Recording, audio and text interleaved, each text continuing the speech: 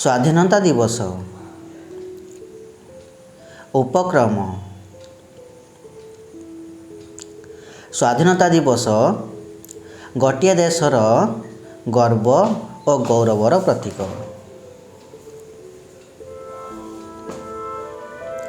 ଯୁଗେ ଯୁଗେ ସ୍ୱାଧୀନତା ପାଇଁ ସଂଗ୍ରାମର ଆଶ୍ରୟ ଗ୍ରହଣ କରାଯାଇଛି।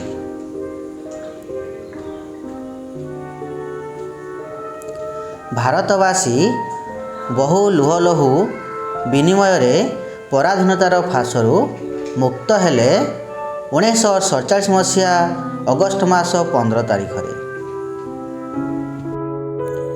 ପ୍ରତିବର୍ଷ ଅଗଷ୍ଟ ମାସର ଏହି ଶୁଭାବସରରେ ସାରା ଦେଶରେ ସ୍ୱାଧୀନତା ଦିବସ ଆନନ୍ଦ ଉଲ୍ଲାସର ସହିତ ପାଳିତ ହେଉଛି। ଏହା ଭାରତବର୍ଷର ପ୍ରଧାନ ଜାତୀୟ ଉତ୍ସବ। କାହିଁକି ପାଳିତ ହୁଏ?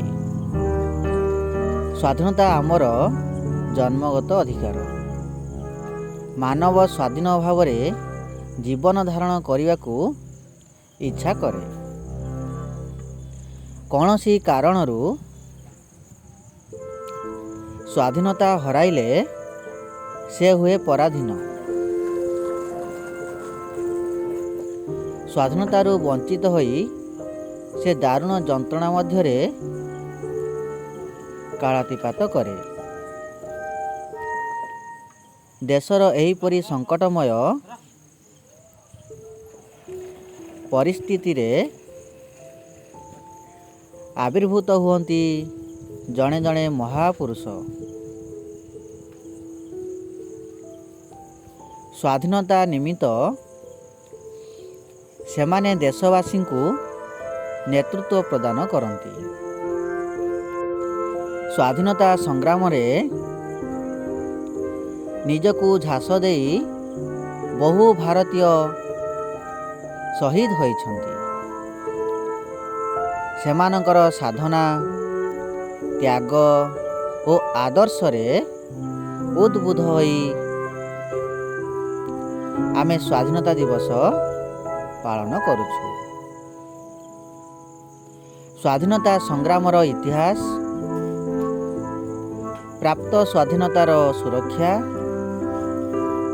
ଓ ଜାତୀୟ ପତାକାର ଗୌରବ ବୃଦ୍ଧି ସମ୍ପର୍କରେ ଅବଗତ ହେବାକୁ ସ୍ୱାଧୀନତା ଦିବସ ସୁଯୋଗ ଦିଏ।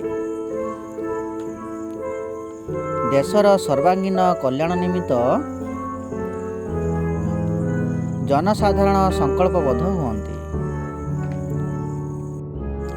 କିପରି ପାଳିତ ହୁଏ? ସାରା ଭାରତରେ ସ୍ୱାଧୀନତା ଦିବସ ମହାସମାରୋହରେ ପାଳିତ ହୁଏ। ଶିକ୍ଷାନୁଷ୍ଠାନ ତଥା ଅନ୍ୟାନ୍ୟ ସରକାରୀ ଓ ବେସରକାରୀ ଅନୁଷ୍ଠାନ ମାନଙ୍କରେ ଏହି ଦିବସ ପାଳନ କରାଯାଏ।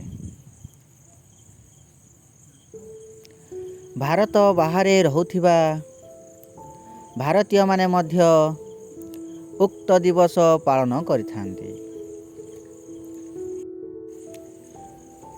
ଆମ ଦେଶର ରାଜଧାନୀ ନୂଆଦିଲ୍ଲୀରେ ଏହି ଉପଲକ୍ଷେ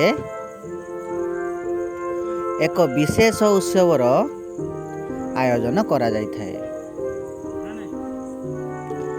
ଭାରତର ପ୍ରଧାନମନ୍ତ୍ରୀ ଲାଲକିଲ୍ଲାରେ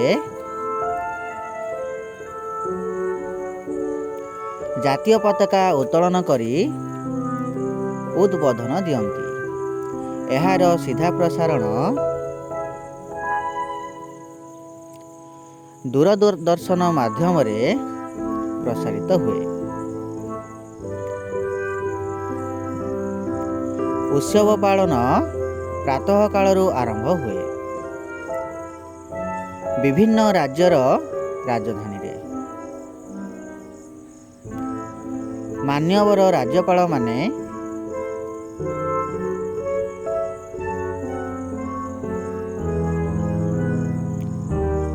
ପତାକା ଉତ୍ତୋଳନ କରନ୍ତି।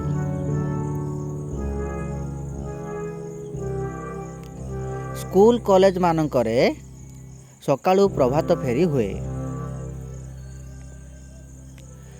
ତାହାପରେ ନିମନ୍ତ୍ରିତ ଅତିଥି ପତାକା ଉତ୍ତୋଳନ କରି ଭାଷଣ ଦିଅନ୍ତି। ଜାତୀୟ ସଙ୍ଗୀତ ଗାନ କରାଯାଏ।